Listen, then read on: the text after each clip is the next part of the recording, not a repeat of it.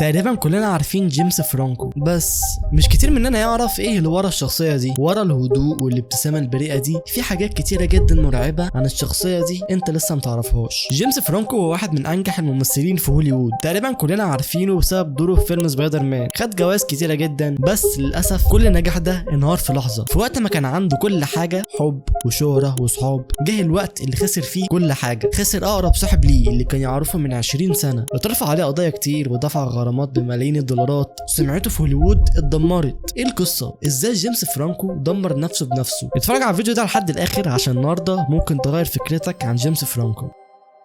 جيمس إدوارد فرانكو اتولد سنة 1978 في كاليفورنيا. أمه اسمها بيتسي لو، وبالمناسبة كانت من أصول يهودية. كانت بتشتغل كاتبة كتب أطفال، وأحيانا من وقت للتاني كانت بتتجه ناحية التمثيل. أما بالنسبة لأبوه دوغلاس يوجين فرانكو اتولد سنة 1948 وتوفى سنة 2011. كان صاحب شركة صغيرة في كاليفورنيا. جيمس نفسه وصف طفولته اللي كانت هادية ما كانش فيها أي مشاكل، لأنه كان طفل بطبيعته خجول جدا ومش اجتماعي. بيحب دايما يقعد لوحده ويبعد عن التجمعات العائليه. ما كانش عنده صحاب كتير، بس كان ذكي جدا في دراسته، ودايما كان بيطلع من الاوائل في مدرسته. كان بيعشق الرسم، واكتر ماده كان بيحبها كانت الرياضه، لدرجه ان كان حلمه وهو صغير اللي هو يبقى مهندس لما يكبر. بس للاسف طفوله مثاليه بالشكل ده ممكن تتدمر في لحظه واحده، عشان في فتره الثانويه كل حاجه اتغيرت. اتقبض عليه كذا مره بسبب شرب الكحول، وهو وقتها كان تحت السن. كان بيقعد يكتب على الحيطان ويعمل شغف في الشوارع، والاسوأ من كده اللي هو كان بيسرق مجموعه غاليه جدا من العطور ويروح يديها لاصحابه البنات في المدرسه، على اساس يعني اللي هو بيبقى شاريها. وبسبب كل التصرفات المتهوره دي في الاخر بقى تحت رعايه الدوله لفتره قصيره، بس القاضي اداله فرصه تانية وسامحه. جيمس قال بنفسه عن الفتره دي اللي هي كانت فتره صعبه جدا عليه، غيرت فيه حاجات كتير. ما كانش مرتاح نفسيا وكان دايما في مشاكل، بس رجع غير سلوكه وبدات درجاته تتحسن بالتدريج تاني زي الاول في المدرسه. رغم اللي هو كان مهتم بفكره اللي هو يكون مهندس لما يكبر، الا انه في الحقيقه كان طول عمره نفسه يمثل ويبقى نجم مشهور، بس كان خايف دايما من فكره الرفض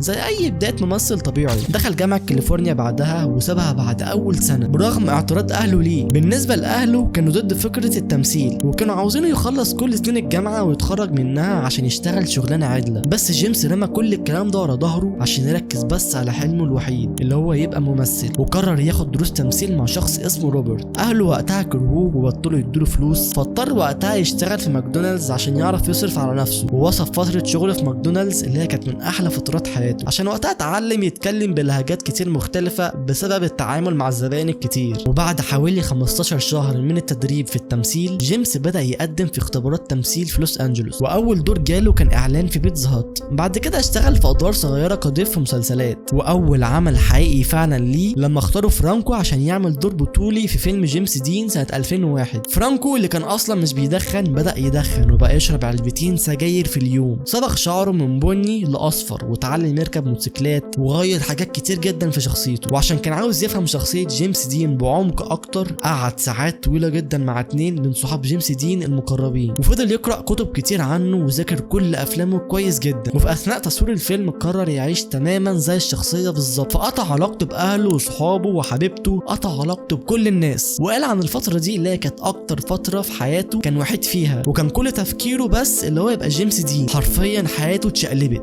اداؤه في الفيلم خلاه يفوز بجائزه الجولدن جلوب، وكمان اترشح لجائزه الايمي. ولكن حياته اتشقلبت اكتر لما جاله دور في سلسله سبايدر مان، لعب دور هاري صديق توبي ماجواير المفضل. وبالمناسبه جيمس فرانكو كان مترشح لدور سبايدر مان من البدايه، بس توبي ماجواير هو اللي خد الدور في الاخر. الفيلم نجح نجاح ضخم، وفي اول يوم جاب اكتر من 114 مليون دولار. وزي ما دوره في فيلم سبايدر مان نجح، وجيمس فرانكو بقى واحد من اهم وانجح الممثلين في هوليوود، في نفس الوقت دوره في فيلم ذا انترفيو كانت بدايه لتدمير حياته بالكامل. جيمس فرانكو كان عنده صاحب قريب جدا ليه كان اسمه سيث روجن، كانوا يعرفوا بعض من 20 سنه، ما كانش في اي حاجه تقدر تفرقهم عن بعض لحد ما نزل الفيلم ده. في الفيلم ده لعبوا دور صحفيين مطالب منهم باغتيال زعيم كوريا الشماليه. الفيلم كان كوميدي، بس حرفيا اتسبب في ازمه دوليه حقيقيه. حكومه كوريا الشماليه وصفت الفيلم ده اللي هو عمل اجرامي. شركه سوني بعدها تعرضت للاختراق من مجموعه مرتبطه بالنظام هناك، حصل تسريب لايميلات مهمه جدا وتهديدات كلها عنف، اتلغت عروض الفيلم في السينمات على طول، والفيلم ده بقى من اكتر افلام هوليوود مثيره للجدل في التاريخ. ناس كتير خسرت شغلها بسبب الفيلم ده، ومديره الاستوديو نفسها انفصلت تقريبا علشانه. اللي حصل ساعتها فعلا كان زلزال في هوليوود، ولو حابين اعمل فيديو كامل عن الفيلم ده اكتبوا لي في الكومنتات. وبرغم كل ده فرانكو وصاحبه فضلوا واقفين جنب بعض، كانوا بيدافعوا عن الفيلم اللي عملوه قدام كل الناس، وكانوا بيتريقوا على الهجوم اللي كانوا بيتعرضوا له. في الاخر الازمه دي عدوها سوا، عملوا افلام مع بعض كسرت حاجز 300 مليون دولار. ولكن في قمه النجاح دي حصلت حاجه دمرت علاقتهم ببعض. في سنه 2014 بنت اسكتلنديه عندها 17 سنه اسمها لوكي قابلت جيمس فرانكو قدام المسرحيه بتاعته، وبعد ما اتصورت معاه نزلت الصوره على انستجرام.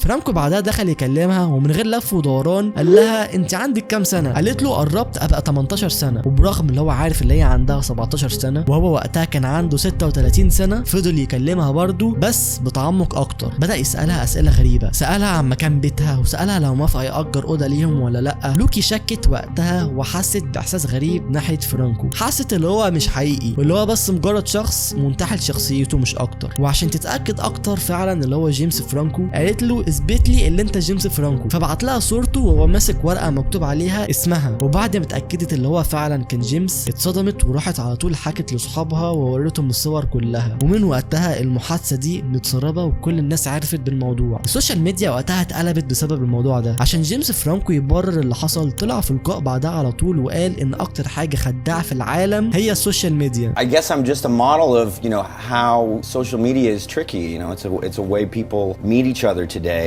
What I've learned, I guess just because I'm new to it, it's like you don't know who's on the other end. من الناحيه القانونيه ما حصلش لجيمس فرانكو اي حاجه، بس الناس استغلت اللي حصل ده عشان تاخد فكره غريبه عنه. صاحبه عشره عمره طلع في برنامج عشان يهدي الموضوع شويه واتكلم عن الموضوع بس بطريقه كوميديه. I decided to prank James Franco. I posed as a girl on Instagram.